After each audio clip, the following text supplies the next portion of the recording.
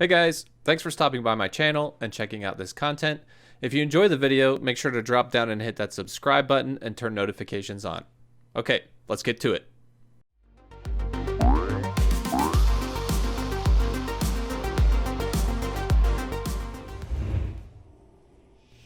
Okay, so today we're going to be looking at a 19 Halls of Atonement that I picked up in LFG. And the affixes for this week are Tyrannical, Inspiring, Quaking, and Tormented, the seasonal affix. Our group is a Brewmaster Monk, a Holy Priest, a Demon Hunter, and an Enhancement Shaman. And then obviously I'm running my Balanced Druid here. So right away you can see we do the big mega pull here at the beginning of the dungeon. This is pretty typical in most Halls of Atonement keys that you'll run. You'll see everyone just gets Lust rolling right off the back. We'll do a mega pull, and then everyone will pop their cooldowns. So I pop my Ravenous Frenzy, start building stacks, try and avoid this Quaking here, and then just go ham on these first two packs. And that's pretty typical. You'll see that, a lot of the time in this dungeon. You'll see that they try and kind of CC this Inspiring add out of the rest of the pack instead of just grouping everything together and focusing them down. There's a couple different strategies that you can use to do that, and it seemed to work well for us throughout the dungeon. But there's just a couple different ways that you can handle that Inspiring add if you really want to. Right here you see me get the Loyal Stoneborn add and use my Covenant ability to help get a little bit more damage on these packs. We have this other inspired pack coming here with the Loyal Huntsman and the two bears. So we will pick those up as well. I actually really like Halls of Atonement. It has like a very wide open layout, so you don't feel super restricted like in hallways like you see in other dungeons. And then there's also a lot of really big packs that you can run, or really big pulls that you can do in here to, basically increase your damage and just go big. And I like that. I think that's fun when it comes to Mythic Plus. So as you see here, we're just finishing up these packs. As a Balanced Druid, I am running trees right now to kind of help with mitigating the damage on the tank. It is a Tyrannical week, so these aren't fortified mobs, but I still think it's just worth. You should just, if you're a Balanced Druid, you should always be running trees. Just always. It's not really a damage loss to run Nature's Balance, but instead, it just kind of, you can get used to the play style, and they actually do a decent amount of damage as well. So, definitely get used to running those if you're playing Balanced Druid. As you see here, we run over here to the Shard and pick up these packs. Because this is a 19, obviously we're pulling pretty big. Not huge, but pretty big. I think there were a couple pulls from this run, if I remember correctly, that we didn't pull near as big with a Brewmaster as you would with, say, like a Blood DK or something. But it was decent. He did a really good job of kiting and making sure he wasn't taking too much damage. So you will find a little bit of a difference in play style from tank to tank if you're pugging a lot of keys. So don't get upset at them if they're not pulling big enough. Trust the people in your group, and try and just do the best you can with the group that you have. So here we're killing this Shard of Hakias, and then picking up as many adds as we can here in the start on this right-hand side. Halls of Atonement's kind of interesting because they, put the majority of the trash in the front of the dungeon. But I actually really like that, especially for high keys, because if you're going to deplete because of trash, it's going to occur like before or on the second boss, especially on Tyrannical weeks. The second boss in this dungeon can be very punishing if you don't have, a good group. So as you see here, we pull this first mini boss. He's the one with the interrupt and the incinerator. And so you want to make sure that your interrupting has cast here, otherwise you're going to experience massive damage. It's that Inferno cast that he just tossed out, I think. So as you see here, we're all just kind of DPSing him down and then going to get that first anima power. I haven't seen any cheeky strats in this dungeon. There's a couple things you can do if you have a Covenant ability. If you're Venthyr, there's a couple ways that you can get and squeak out a little extra damage, which I'll show you later on, or we'll discuss. This run wasn't heavily optimized, Oh, don't kill your friends with quaking like that. Definitely don't do that. This run wasn't heavily optimized. I think there was a lot of things we could have done to improve this, but for, you know, a pug, I thought that it went pretty smooth. For there not to be any deaths in the beginning or in the first few pulls, and everyone seems to be doing their jobs and their roles well, then that's great. Obviously, with our group comp, running Brewmaster, Enhancement, VDH, and then Holy Priest and Boomkin is really good together, because the Holy Priest will give you PI during your ramp with Ravenous Frenzy, and that's just super beneficial. As you can see here, I'm decursing as often as possible to try and just help the Holy Priest, and he can also decurse as well. So, you know, that's a big benefit for this dungeon, is to just kind of do as much as you can to mitigate any of the damage, especially when you're pulling huge like this, and especially if that curse goes out on the tank, you just want to take that off right away.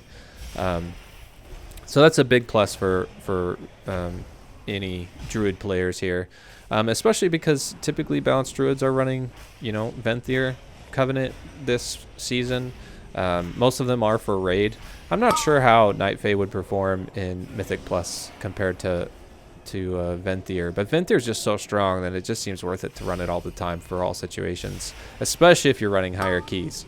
You know, I think in Pugs, running Venthyr Boomy is not quite as beneficial because the packs just don't last as long, and they, you know, die, you know, earlier, and people don't pull as big, so you don't get full benefit out of that, you know, 30-second ramp window. They typically tend to die before you get full value out of it. So it's kind of tricky, and since you have to be casting in order to ramp, you know, it can be a little bit challenging to use it well in lower keys. But in higher keys, when you can pull well and ads last long enough, you know, you can do a lot of damage with this Covenant. So the toolkit for Venthyr Boomkin is just really fun and really good once you get to those higher level keys. This is probably like my second 19 that I timed in this season. So yeah, like, I'm still learning. You'll find that as you come down these stairs, a lot of groups will pull this mini boss right away. You do have to be careful here because he does have this frontal attack that will literally one-shot you and wreck you, and then obviously the slow is super annoying as well. So we pulled some trash in to the mini boss. I believe I dropped trees here. Oh, I'm waiting, it's on cooldown right now, but once it's off cooldown, I believe I drop it here in a bit to help out the tank. I think I should be dropping it here. Yep, there it is. So I drop him to help take some damage off the tank here. You know, we're just keeping Starfall up as often as we can, dotting everything as often as we can, and then trying to cast and, you know, stutter step to get as many casts in as possible. Obviously, you don't want to stack with Quaking, and you also don't want to get hit by that frontal, and you don't want to slow your friends. So it's kind of a dance here, especially this week inside, like in smaller corridors like Sanguine Depths. You'll see how much harder it is to run these affixes. They pull in the Inspiring guy because he was CC'd, so we're going to kill him, and then the tank tanks those groups, the other ads out there. Again, curses are going out, so I'm decursing as much as I can. Big pull here. Double Inspired pack. So I think I popped some cooldowns here. Nope, I've already used them, so I'm waiting. But just trying to do as much damage as possible. So far this is going well. Okay, so I bring in the Loyal Stoneborn here to help with this big pack because we have double Inspired. So we just got to make sure we're watching the damage. And if you look at the tank, he's literally, you know, popping ring. He's running away. You know, he's getting cooldowns from the healer. Like, he's just trying to stay alive at this point. I'm doing everything I can to help him with his kiting, dropping Vortex, you know, trying to make sure he's not getting too many stacks from those bears there, because they can do a lot of damage just in those bleeds. So just pay attention to that. If you want to save trees for later on in the pack, I think that's probably smart. Whenever I'm in Pugs, I just try and drop my trees as often as possible, so I'm just getting full value out of them all the time. So I'm literally dropping them on cooldown. But if you run with, you know, like a set guild group, or you have some friends, then it may be worth to wait for your tank to call for them. So just coordinate that with your buddies. We pulled this middle pack here, which is a little bit interesting. I don't see a lot of people doing this, so I assume he was waiting on some form of a cooldown. That's what I'm thinking here, because I don't know why we would run center and pull this pack instead of going and getting the other shard first. But I was just trusting that he knew what he was doing. So yeah, that's basically what, you know, what he decided to do, and it's fine. It's probably a minimal time loss, if even a time loss at all. It probably isn't, so that's probably splitting hairs here. But yeah, so far so good. You know, it doesn't look like we have any big deaths. I don't see a single death yet, so the run's going real smooth up until this point. And a lot of times you'll find that in Halls of Atonement, this trash will wipe you or will kill somebody, or you'll find a lot of deaths within your group before you even get to the first or second boss. So that's super nice, right? Like, you're like, okay, this run isn't going to be timed, or this run isn't going anywhere, you know, so you can kind of, you know, retry or just finish the key, you know, for the vault, you know, whatever. But that's why I love Halls of Atonement. You know, it's pretty straightforward. There's not a lot of variation. You can deplete rather quickly. It's a quick key as well, so you can kind of see, if you're pugging a lot, you can kind of see what your group's made out of. Running Quaking with Boomkin, you'll see that I use this little Quaking bar at the bottom as a weak ore, which is super helpful. Just really beneficial to have that and know when those, you know, when those Quaking timers are coming. I think for Night Fae it was especially beneficial, because you did not want to have to stop your cast because of Quaking and lose your big cooldown.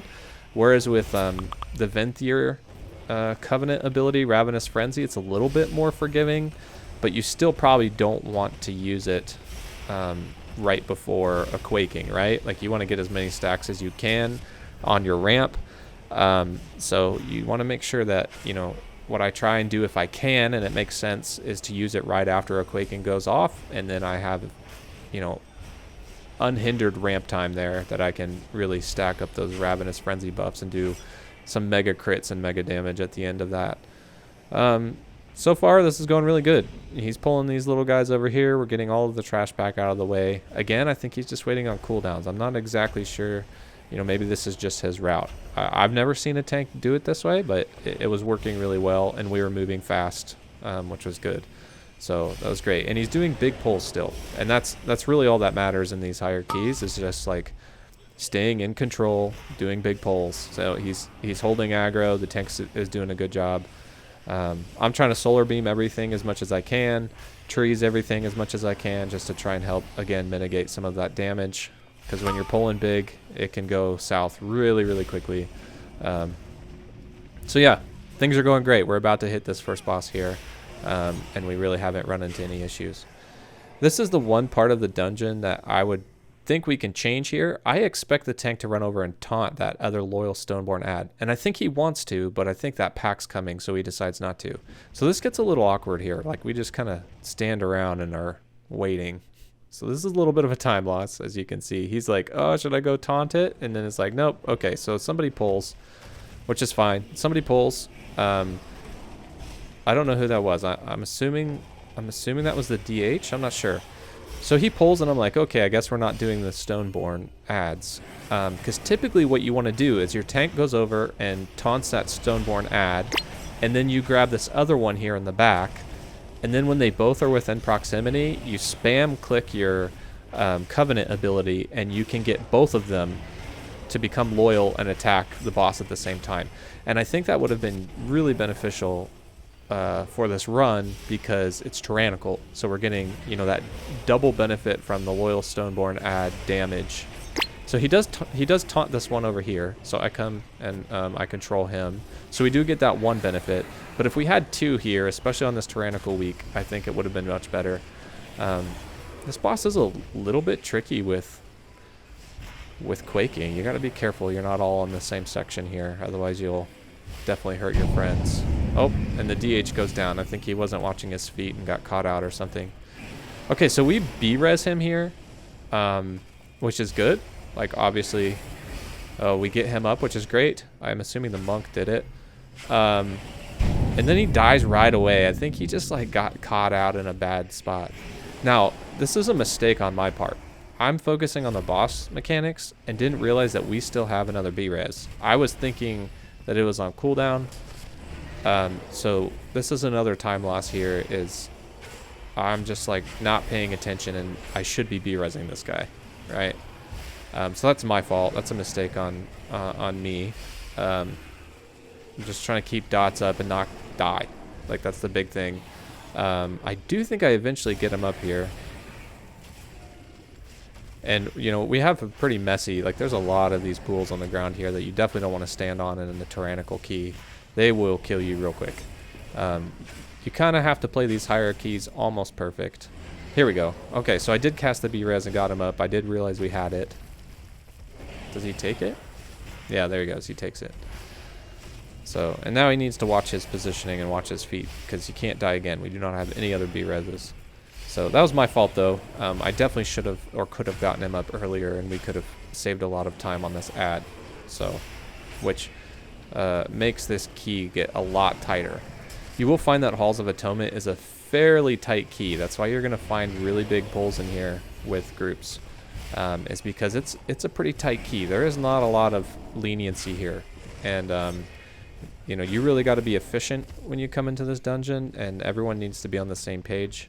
To make sure that you're doing enough damage and timing this key as best you can. So the main strat here that you'll find in almost every single dungeon is everyone skips all this crap. So make sure you have your invis pots. I'm a druid, I can just stealth, which is great. But you need an invis pot. And if you don't have an invis pot, then you're going to have to do a death run to the bottom of those steps. And that means you wait for everyone else to run, and then you have to run and die, and then they have to res you. But just take invis pots. They're super cheap. Just go buy them off the Action House. It's going to save you a ton of time. Everyone gets super mad if you don't, you know, have them with you, and then it's much slower for you to just die and have them res you. So definitely have invis pots with you. If you're running keys above 15, you need to have invis pots. So definitely go buy them. It's kind of an expectation at this point. As you can see here, I get PI and I'm ramping, which is awesome. That is exactly what I want.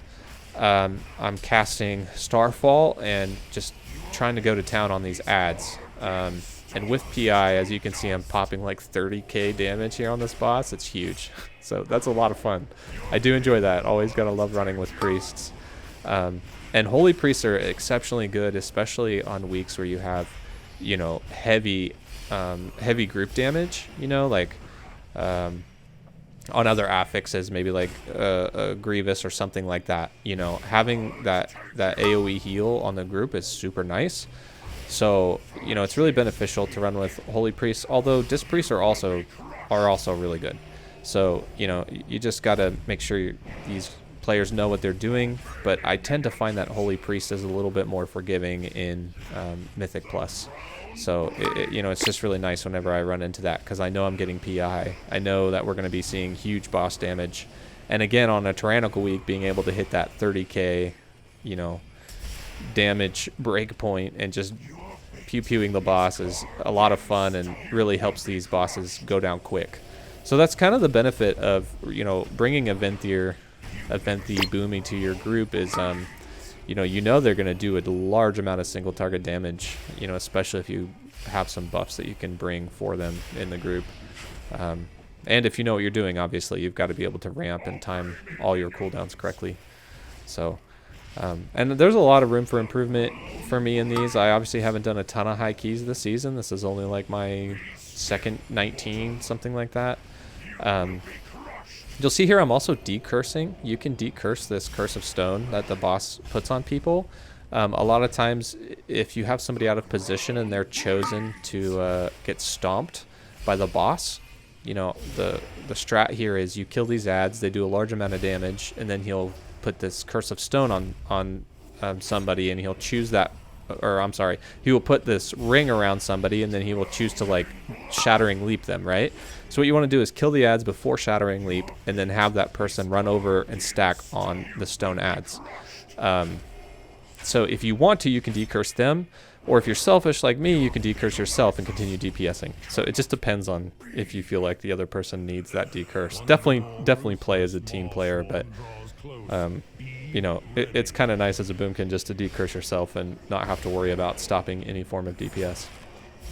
So here we pick up this other mini boss. You want to stack, obviously, in the sphere. Ooh, good priest helps bring me in because I am not paying attention here. That was my mistake. So you want to stack up for the fear so you don't get feared away. And then whenever he targets you for the charge, then you want to get out of the group, because when he lands that charge, he will place a dot on you. So obviously we're just, you know, doing the mechanics here, stacking, getting away with that from that charge, getting out of the group, and then, you know, hopefully not taking too much damage. You know, if you have a defensive cooldown, you know, like a bark skin or something, definitely use it when he targets you with that, because the dot does a pretty decent amount of damage. Picking up anima powers here. What do I get here? Champion's Brand, always good. Best DPS cooldown. So this is another pull that's pretty interesting. You have more of these gargons, these bears in here, stone bears. If you're running a blood DK, I have totally seen people double pull this room and the room behind it. I think it just depends on your tank. Obviously, like, again, I'm just going back to the idea of when you pug, you run with a lot of different tanks. So you kind of just have to trust that the players know what they're doing. And if you're running high keys, chances are they probably have a good knowledge of, you know, a good knowledge of their class and how to succeed, because they're not going to get to this IO and get into these groups if they don't. You know, maybe they got carried, but probably not. Not as a tank. You know, like, tanks have a huge input and a huge impact on the success of every run. So if they're tanking high keys, they probably have a pretty good idea of what they need to do. So just trust, right? Like, be a team player, trust your groups. And so that's what I'm doing here. It's like, I've seen people pull huge. I honestly was getting a little bit nervous at this point. I was looking at the timer. We have about 10 minutes left. We just killed the second boss. I was like, are we going to time this? And I wasn't sure. I really wasn't sure how this was going to go. It was getting a little sketchy. And I think there's probably a good chance that we could deplete here, right? Like, we're going slow. There's only 10 minutes left. We have most of our trash out of the way, but we still have 2 bosses, and then there's like a mini boss before the last guy in here. So, you know, we just kind of have to keep trucking away, trying to do as much damage as we can. Especially on a tyrannical week, what's going to take a long time are the boss fights. So it just depends on how we do, and if we continue to keep things under control here. But it is definitely getting tight. As I said before, this timer is very tight. So, you know, again, just keeping Starfall up, DPSing as best that I can, using cooldowns in an efficient way. I think the challenge for Boomkins is obviously managing your cooldowns in an efficient way. So running with a set group is really helpful, especially if you know the route ahead of time.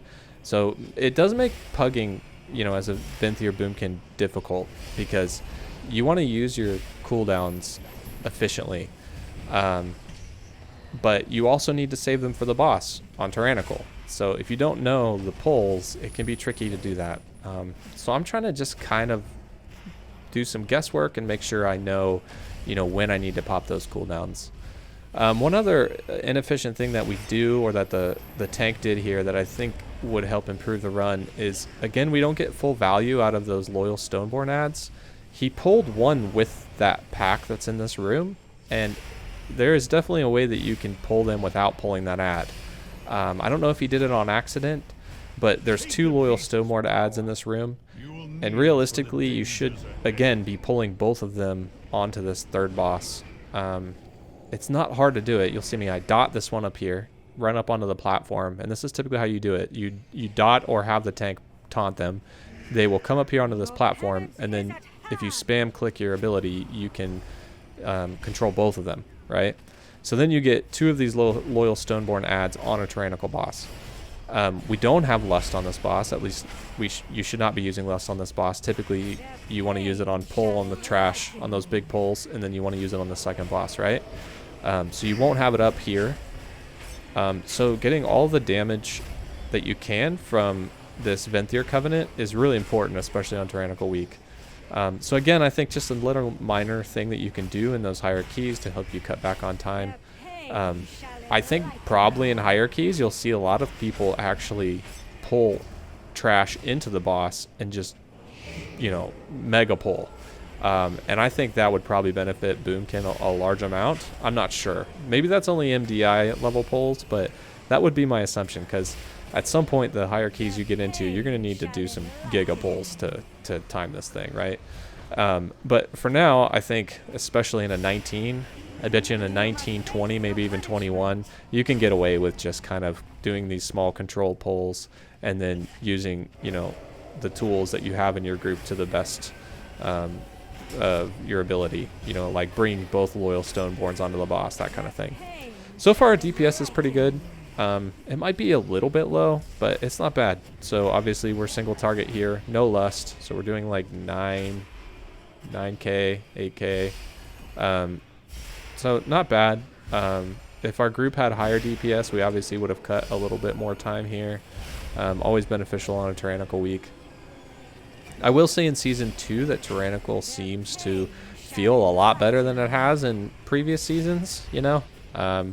Hitting like 17, I think in Season 1, hitting like a 17 or 18 Tyrannical key was pretty sweaty.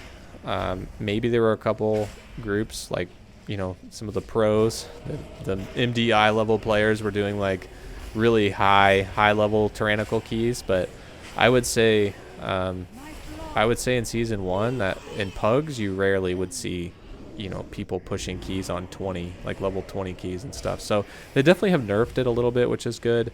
And it does make these higher keys feel a little bit more doable on Tyrannical weeks. I just don't know, like, to what extent that goes to, right? Like, obviously, with Mythic Plus being on a scale, once you get higher, I'm sure Tyrannical continues to scale higher as well, and I'm sure they get difficult. Obviously, here on this little room before the boss, you want to kill these tormented souls because the ad here will suction life from them and continue to heal up, and then you will spawn these little, you know, corruption dudes. So yeah, you just want to DPS down the tormented souls as best you can. Boomkins are super good in this room. Cast Starfall, hits a lot of stuff, dot everything up. Just focus the souls down. Don't focus the ads. You'll see me just trying to dot everything as much as I can and cast Starfall whenever it's up. But so far the run's going really good. We have about 5 minutes left. Again, these Tyrannical bosses will take a little bit. We do have Lust for the last boss, which is good. You want to save that for this last boss. So we have Lust and we've got about 5 minutes left. Barring any major mistakes, I would guess that we would time this, right? But I was getting pretty nervous around the second boss, coming out of that second boss with only, you know, 11, 10 minutes left. That's cutting it close. So yeah, I wasn't sure how we were doing up until this point. I knew we were getting pretty close, but if we had a wipe or if we had somebody die on a boss fight, chances are we probably, you know, wouldn't time. So yeah, so, you know, the group's going pretty good. We only have, what, 2 deaths right now? Is that what that says? Yeah, 2 deaths. So that's solid. That's a real solid run for, you know, a Pug. We come into the last group and we Lust right away. That's great. Making sure that your class knows their responsibilities. Having a shaman in the group with a built-in Lust is great. And then we just come in here and do this boss. I don't get PI here, but I do pot. I actually am like, man, we're getting real close to this. I want to make sure I'm potting. And you also see me dodging this telekinetic toss right here as best I can during my ramp. And then dumping all of my astral power at the end of my ramp to try and get some big Star Surge crits. I got hit by that telekinetic toss. I'm bad. This is the ability that will wipe you. When he brings these statues in and then he does the chorus or whatever this is called, you want to make sure that you're soaking these beams. I find a lot of times groups, for whatever reason, cannot figure out how to soak these beams. I get a cooldown here. I don't know what that is, but that helps me a lot from the priest. Some kind of protection. I don't know. I don't play priest, so I don't know what that is, but I'm assuming that really helps me because I almost die there. So if you have mitigation, then you want to make sure that you're, you know, using bark skin, using health pots, using, you know, cookies, warlock cookies, using whatever you can to help mitigate that damage, because that's a lot of damage. You know, even if it's like AMZ or darkness or whatever, you want to be using that on that ability specifically. I know there is a way for the tank to stand in the middle here and soak all the beams, but I don't know if that's viable for a brewmaster to do that, so I don't think he's doing that. I got hit by another telekinetic toss. Again, I'm bad. Don't do that. You can tell where they're going to be going. You can tell where these statues are going to be going by how they face. So if you see a statue turn and face you, that means he's gonna throw it at you, right? So here we do hit darkness here, so I come and stand in the darkness to make sure I'm getting that mitigation, and then we run away during quaking. And we're doing pretty good. We got like 30% left with like just under 2 minutes. So I think barring any major mistakes, chances are we're going to time, as long as nobody messes up. So yeah, it's going pretty good. I'm standing away a little bit. I'm doing okay. Not doing great damage, but we're surviving. That's all that matters. I think when you're in a position like this, you know, you obviously want to do as much damage as you can, but make sure you're doing mechanics, because mechanics will wipe you, right? So don't get hit by the toss. Don't stand in stuff. Don't troll your friends with quaking. Don't get arcane locked like that. Definitely don't do that. So here, you see the statue turn towards me, and I dodge it, right? Like, you see it turn like that, that means he's going to throw it towards you. So make sure you're paying attention to, you know, the mechanics of this boss and doing everything you can to dodge it. And look at that, we timed it, which is great. And I got +6 score in my rating. It's perfect. So yeah, this is my Halls of Atonement 19 Pug. We got this neck that we don't need, but that's fine. And yeah, it was a really good run. You know, I was here just specifically for rating, and trying to pug these high keys can be a lot of fun. And you can learn a lot. You can learn a lot about group comp. You know, you can learn a lot about the different strategies. So I'd encourage everyone to try and pug some higher keys sometimes, because it definitely helps out a lot. So, well, thanks for watching, guys. That's all I have. And if you enjoyed this video, make sure to drop down and hit that subscribe button. Thanks. See you guys next time. Peace.